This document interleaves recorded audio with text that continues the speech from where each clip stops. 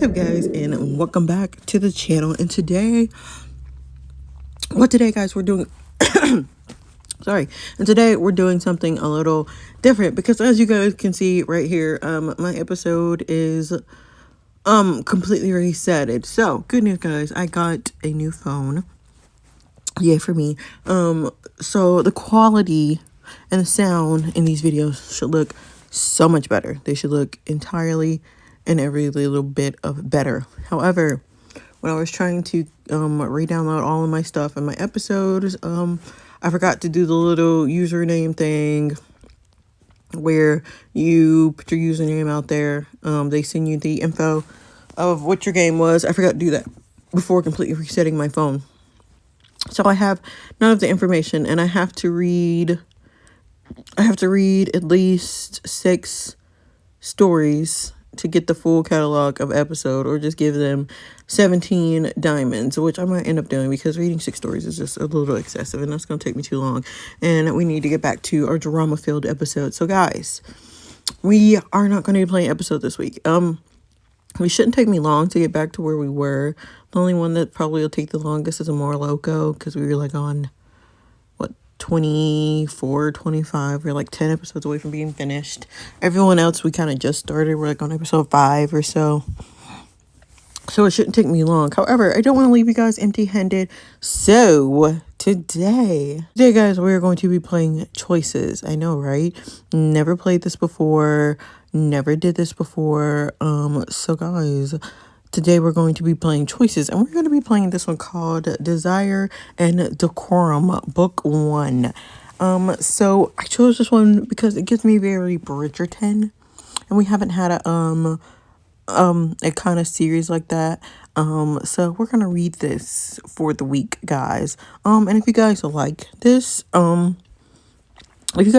story, then we'll come back and we'll play this story. Maybe we'll like switch it up a little bit. Maybe episode 1 week, Choices another week. I don't know. You guys decide, but we'll see how it goes. But anyway, guys, let's just jump in this and just see what is the entirety with this entire, Desire and Decorum. We love to see it. All right. Welcome to Desire and Decorum. Before your adventure can start, you must choose a befitting English counterfeit.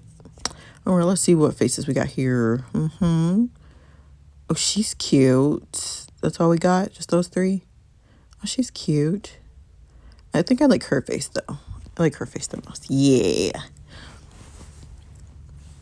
All right. Styling hair. Oh, that's a really cute. However, I don't care for it. I think I like the long hair. One thing I will say about Choices, because I have played this like on my own, is that the free options, even the free options, are still cute, and they don't down you for having free options. Clara. Do we like Clara?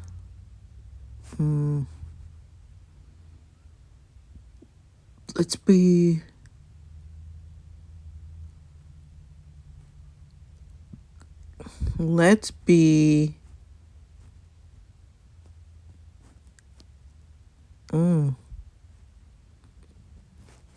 Cinderella with an S. I like that for some reason. Cinderella. Our subname, Cinderella Duncan. Cinderella Duncan, because our father owns Dunkin' Donuts. I know that's not true, but still, guys. Ooh, look at the swans. This is also another thing I kind of do like about Choices, and I do episodes sometimes, is that the animation sometimes is a little better, because they do put like a lot of, deep type of, I guess, animation and stuff into this than they do episodes. Which, I mean, I'm not saying the episode doesn't have good animation, but it's kind of different. But anyway, the year is 1816 in your small country village of Shrine, England. You're sprinting up a hill, the tall glades of grass hitting your knees, your arms flying out to the side, catching the wind the faster you run. Oh, it's so nice to just escape for a moment. The hills are alive with the sound of music. That's what I got from that. Cinderella, there you are. You turn around and see your best friend, Bara Dale, at the bottom of the hill. You smile and run down to greet her. Ooh, our best friend's cute. I suppose I shouldn't be so surprised to find you here. You've always been a bit wild. I prefer free-spirited, but can you earnestly blame me, Briar? Look at these flowers. The two of you laugh as you set down the path towards town. As you turn down the road, a horse suddenly gallops across your path. The rider looks back at you. Oh, boy, fuck you. Can you believe the nerve of him? We were walking here. You're about to encounter your first choice. Responding is up to you. The rider wasn't completely rude, at least pleasant looking. He wasn't pleasant looking. Rude. Whatever his business. I'm sure he had enough time to stop and apologize. Perhaps if he removes the stick wedged between his... Brer takes a moment and regains her composure. Well, I can't say much for his manners, but did you see how handsome he was? You shake your head and laugh as the two of you continue walking, and you hear Brer's mother call out from far down the road. Cinderella, you'd best hurry home. It's your mother. No, not Mama. You take off sprinting down the road, kicking up dirt as Brer hurries behind you.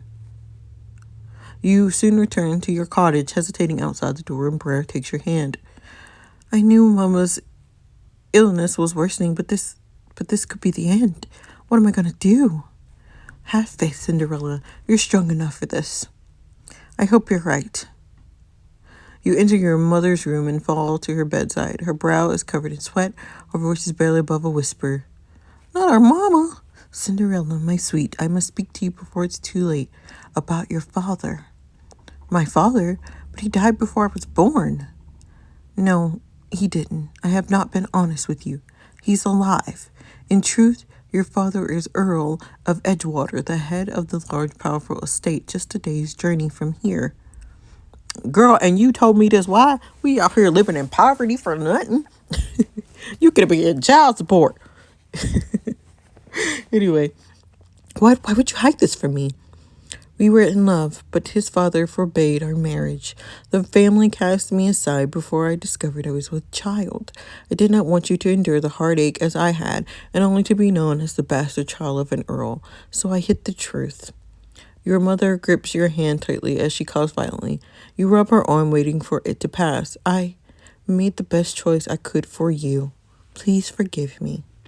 Mama, you shouldn't have lied to me. There's nothing to forgive. There's nothing to forgive. Like, she did what she had to do. They didn't want us knowing that he was out here, with a poor girl. So we understand. I understand your reasons. You want me to have the best life possible.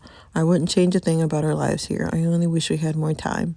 You kiss your mom's hands, warming in your own, and your mother tucks a lock of hair behind your ears. I know, Cinderella, but you ease a poor woman's heart. Your mother takes a deep breath, struggling to find her next words. I wanted to tell you now because I've written your father. He's sending someone to take you to Edgewater Estate in a week's time. He will watch over you after I go. But why would he care now after all this time? That's it. 'Cause, bitch, I'm grown. I ain't got no money, but I'm grown. He never knew about you before, and I know he'll give you everything that I could not. Will you go for me? Yes, Mama, if that is your wish. Your mom smiles weakly and cupping your cheek in her hand. Her breath slows as you notice her fading. Be strong, my darling girl. Never forget who you are. She takes her next labored breath, and your mom begins gasping for air. It's okay, Mama. I'm here. You could sleep now. You kiss your mom's cold hands as she closes her eyes for the final time. Wow, this is very depressing. 1 week later. You and Brer stand outside your cottage as a large carriage arrives. You hug Brer tightly. It's time, but how am I to survive at Edgewater without you? What if there was another way? I've spoken to my mom, and since there's always work to be had in great estates like Edgewater, I could be your lady's maid. Oh, absolutely. I could never ask that of you, only if you're sure. Only if you're sure now. Absolutely. You know, I'd be looking for work lately, and this will be a great step up from Gover's Shrine. Not to mention, we still be together. Besides, someone needs to watch your back. I can't think of anyone better to accompany me. Good, because I already said my goodbyes to my family, so I'm all ready to follow you wherever. We love her. I suppose this is fair, seeing as your mom is looking after my house. You look back at the college and Burr squeezes your hand reassuringly. Wherever Mama is, I'm certain she's smiling to see us still together. Well, I doubt she would have wanted it any other way. We love that. The carriage comes to a stop in front of your cottage, and a footman hops off the back. He bows curtsy to you both. Mrs. Duncan, I presume? I am Arthur Woods, under butler and head footman of the Edgewater estate. A pleasure to meet you. Allow me to introduce my friend and my now lady's maid, Miss Brer Daly. Brer offers her hand to Mr. Woods, grinning widely. He kisses it and locks eyes with her. It's enchanting to meet you, miss. I can only hope all the men at Edgewater are as charming and fine as you, Mr. Woods. Not we done made a love connection already. We love that. Well, I can say for certain you're now the most alluring lady's maid. Mr. Woods blushes and now pulls his gaze away from Brer. If it pleases you, the dowager countess of Edgewater has made arrangements at a dressmaker's shop along the way. When you're ready, we'll be off. You and Brer slide into the cottage as the horses pull away from your house, and arrive at a lavish shop not long after. You and Brer enter, noting the exquisite gowns, dresses, and hats surrounding you. Hello? I should say hello. I can barely believe my eyes. I've never seen such marvelous clothes in my life. And I still can't believe you're an Ern's daughter. You need an outfit befitting of such a wealthy and powerful family. You do realize I'm still the same person I was a week ago, yes? That doesn't mean you can't wear something worthy of a title. Brer flits around the shop, returning with several dresses. Are those all for me? Well, they're not for me. Go ahead, try them on. Time to choose your first outfit. Yeah. Social events. Okay, cute. It's cute.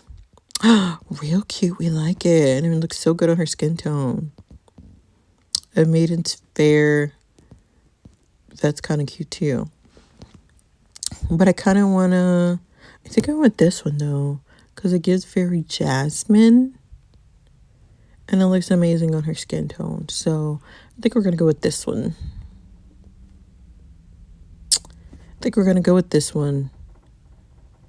A hat? Oh my god, the tiara is gorgeous though. That's cute. It kind of actually goes with her outfit. See, if it was gold, it would be perfect. But it's not gold. We could do this, but I don't like that it doesn't match the blue in our dress. And we can do this one because it kind of has the orange. We'll go with this one for now.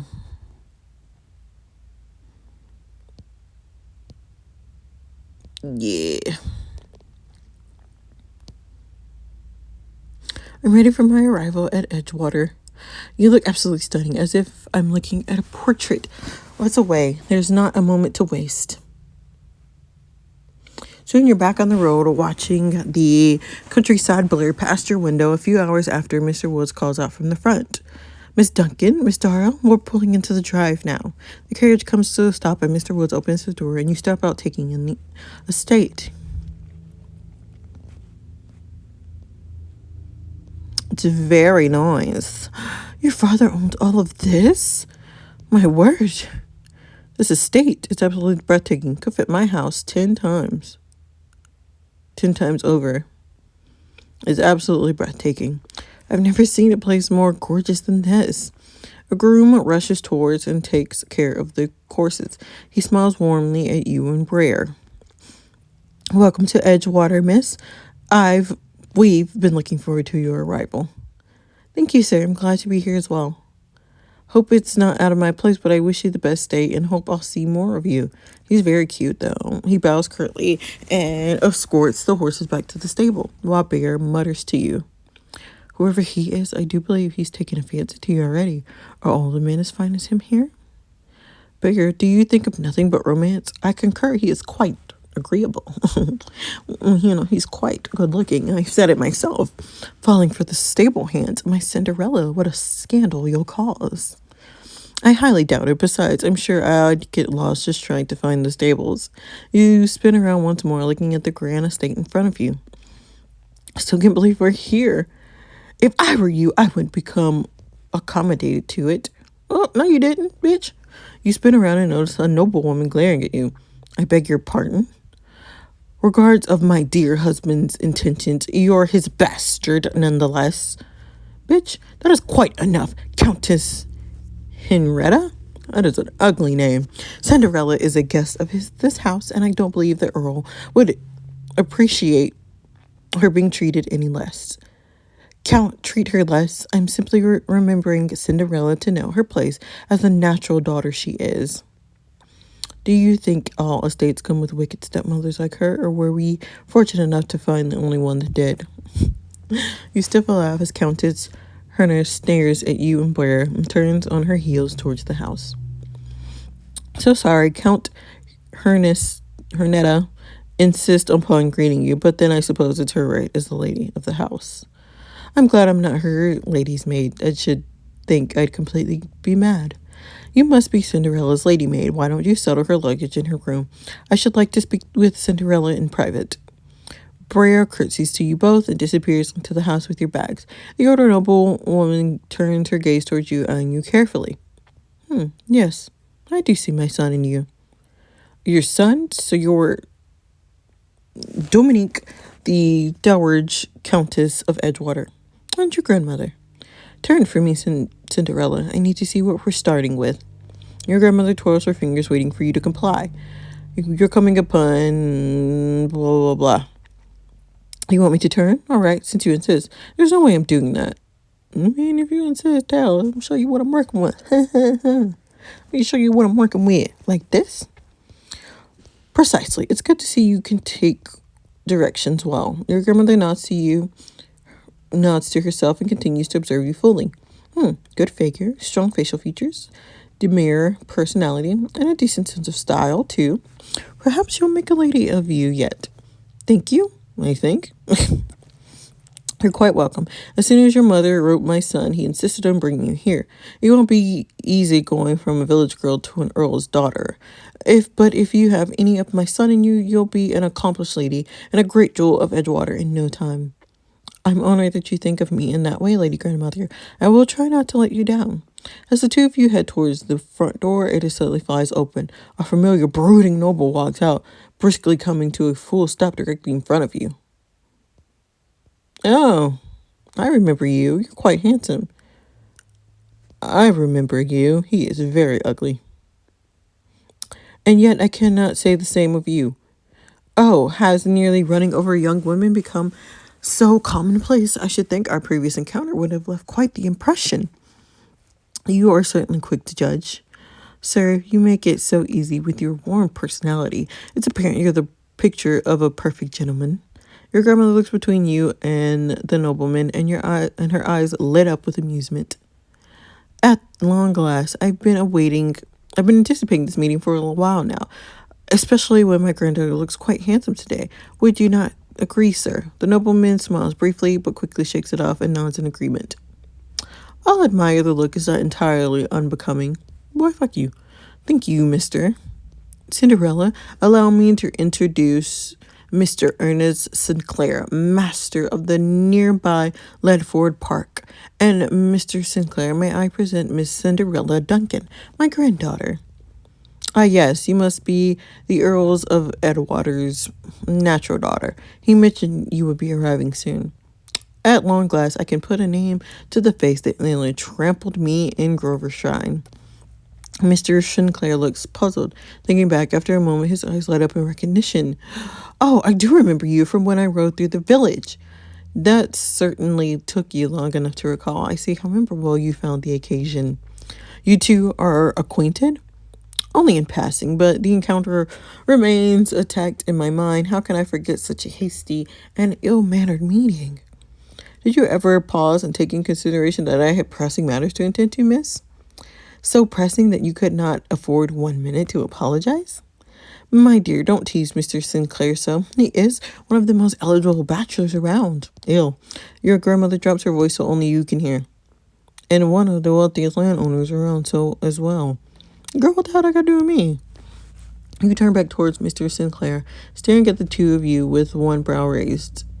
No, why, sir? I must admit I'm surprised that a man of your fortune is unwed. But I assume even wealth and positions has its limit. Perhaps your fortune will change shortly. I mean, maybe it'll change.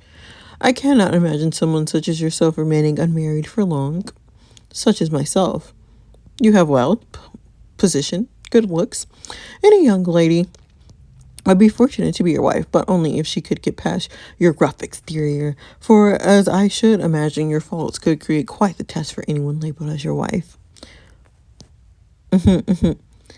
Mr. Sinclair's gaze remains fixed on you. You stare back, challenging him, while your grandmother smiles mischievous next to you. My dear girl, I just realized you haven't seen the gardens yet. In fact, Mr. Sinclair's mother has helped me design them years ago. Truly, they look magnificent from here even. I can only imagine what they look like closer. I'm sure the dowager countess could tell you more, but there's an array of flowers and statues next to the Edgewater Lake, and my grandmother always said that the best time to stroll through them was on a crisp spring day. It's like today, in fact. Why don't you show Miss Duncan the gardens yourself, Mr. Sinclair? With your strong connection to the garden, you would be the perfect guide. Me? But it's not my property. Oh, is that all? I thought you were afraid to know me further, sir. Nonsense. You and I... What I mean is... It would be an honor, miss. Would you accompany me in a turn around the gardens? Ugh.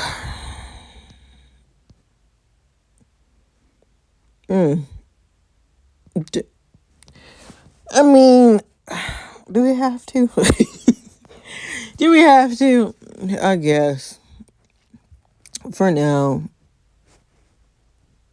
I love to explore the gardens with you. Shall we? You slide your hand around Mr. Sinclair's outstretched arm, and the two of you walk towards the nearby gardens as the downward counter calls after you. Enjoy! You will not regret the sight.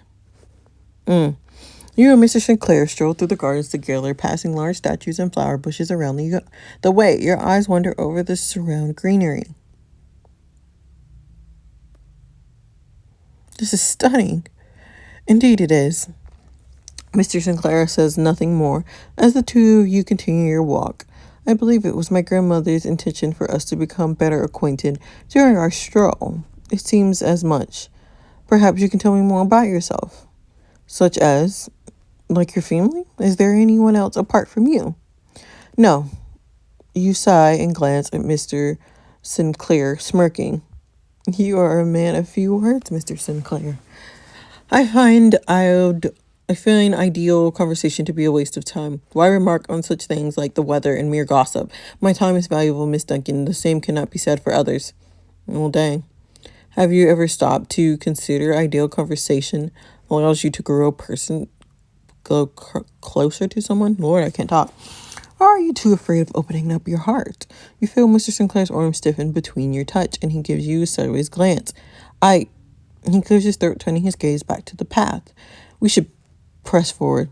As I said before, a man of few words. You give your mind rather freely. Is there not an opinion you would design unappropriately to speak out loud? Sir, why would I curb my tongue and allow others the opportunity to misconstrue my meaning? I'd rather my words to not become so easily twisted, but it would seem you do not share my good opinion. Mr. Sinclair suddenly stops and stares at you puzzledly. What? Honestly don't know what to make of you, Mrs. Duncan. Is that a bad thing? I've not yet decided. You're clearly different than the other women I've encountered at Edgewater. Let me take a gander. I'm different because of my low birth, wit, handsome looks. Let me say wit. Do you always think this highly of yourself, or does your self-centeredness fade with time? Well, sir, it is only self-centered if it's unearned. Perhaps if you gave me a chance, you would better understand my formidable qualities. I believe that's what this encounter is. I would call this entertaining my grandmother's request, not giving me a chance. Mr. Sinclair scolds at you, returning his focus at the path ahead. Why ever did you agree to Dowager's request in the first place? You don't seem all that fond of me. Forgive me if it comes across that way, but I don't presume to know my mind. So then enlighten me. I simply thought you were... It doesn't matter. Mr. Sinclair continues to walk, but you stop and look at him squarely in the eyes. But this is your opinion of me. I believe I deserve to be informed. Do you inform every person you encounter of your personal impressions of them? Not every person. You find yourself closing the distance between you and Mr. Sinclair, now only a couple steps away. So then, indulge me. What do you think of me, Mrs. Duncan? To me, you're arrogant and vain. I find you to be rather alluring. You're right. I don't wish to share that with you. You're right. I don't wish to share that with you. It'd be my little secret, since a lady must keep some air of mystery around her. Precisely my point. I see you're eager to take credit. Do not pretend as if you would not return the favor. Mr. Sinclair scuffs and hastily walks off. He looks back over his shoulder at you. Shall we continue with the tour or not? Of course, sir. Lead the way. That's it. As you and Mr. Sinclair scroll through the estate gardens, you come across a bench next to the lake, and the two of you sit admiring the lake in front of you. Oh my, I adore this view. As do I. I walked these gardens with my grandmother practically every morning growing up. For years, it would take my breath away when I came across the view. And now? It reminds me of happier times. There was a lake near the village I grew up that looked quite a lot like this, but without the large mansion off in the distance. My mother and I would often visit there together before she fell ill. You miss her? Yes, of course, but I appreciate her little reminders of her, and I feel like she's here again. It's as if no matter how long you've been parted, those memories never fade completely. Your eyes meet for a brief moment, and then you both turn back towards the water as you clear your throat. Well, it's clear your grandmother had an excellent eye with landscaping. She always had a way with nature, so when the Dowager accountants requested help, she couldn't possibly refuse. I get the sense not many people can refuse her. Mr. Sinclair laughs, trying to hide a smile. You may have a point. Mr. Sinclair, I always have a point. Was that a genuine smile? Was that a genuine smile, sir? Mr. Sinclair's face falls, returning to his serious expression. No. Okay. I know what I saw. You cannot convince me otherwise. You suddenly realize how close you are to Mr. Sinclair on the bench, and his hand rests on the edge only inches away. I should brush his hand, stand up. You know, we're going to stand up because at this point I'm sick of him. You stand up and look at the illuminating mansion in the distance. We should head back. The Dowager Countess is probably waiting. I'm sure she is. Mr. Sinclair offers his arm once more, and the two of you return to the estate and come to a stop outside the front door. I suppose this is where we part ways. Thank you for the tour, Mr. Sinclair. It was enlightening. I hope we will see more of each other. It was enlightening. I'm glad I got to experience the gardens with such an expert. My pleasure. It wasn't as dreadful as I feared. Well, fuck you do then, sir. That may be the most favorable thing I've heard you say all afternoon. Until we meet again. Mr. Sinclair bows and his eyes flicker up and lock with yours. Good day, Miss Duncan. You tour the gardens with farewell, Mr. Sinclair. He turns on his heels and walks down the road while you head into the house behind you. As you enter into the mansion, your eyes sweep across the foyer's interior. To your left, the open door leads to a large sitting room, though the door ahead, you can barely make out various parlors and dining rooms.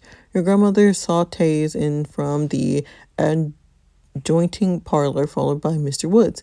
A smile spreads across her face upon seeing you. I thought I heard you come in. How were the gardens? They were magnificent to see. You've done a great job with them.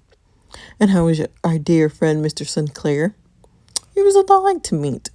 I'm so happy to hear that. Remember, he's one of the most eligible bachelors in the area. Just then, a warm woman turns the corner from the drawing room and bumps into you. Oh, you reach down to pick up the noblewoman's dropped fan. I believe this belongs to you. I beg 1,000 pardons, miss. I really should be more careful where I go. I Quite all right, no harm done. Your hand lingers across Her hand lingers across hers for a moment as she takes the fan from you and then shakes herself out of her daze. Oh heavens, it's so late. I'm afraid I can't stay and chat. My parents are awaiting my return. I understand. We'll see you tomorrow then. Of course. Good day, dour wagger accountant, miss. Mr. Woods opens the door for the noble woman and she takes one last peek at you and smiles warmly before she leaves. Yes, where were we? Because who the fuck was that? Your grandmother motions to the staircase immediately upstairs and it leads up to a balcony overlooking the foyer you're standing in. Your father's study is just up the stairs and on your left. He's waiting for you. You want me to go in there alone? You, my dear, are the daughter of an earl. You can take care of yourself. Don't ever forget that. Besides, I'm an old woman and it's tea time. Woods, please ring Mrs. Finley and inform her. Yes, my lady. Your grandmother heads into the adjoining sitting room. Mr. Woods trails off behind her and you glance at the grand staircase in front of you. Up there and to the left. You climb the stairs and head down the hallway, stopping outside the door. You take a deep breath and you knock 3 times. Come in. This must be my father. I do hope he approves of me. You open the door, step inside the Earl's study. Yep, I figured that was going to happen. But anyway, guys, that is all that I have for you today. I hope that you like this story, guys. I hope that I will be up with episode by next week. We're going to see how things go. But anyway, guys, yeah, I really didn't want to leave you guys with nothing. So, yeah, for the week, I'm probably going to read this episode. I mean, not this episode, but this Choices story. But I hope you guys like it. But other than that, guys, don't forget to like, comment, and subscribe for more. And I'll see you guys in the next video. Bye.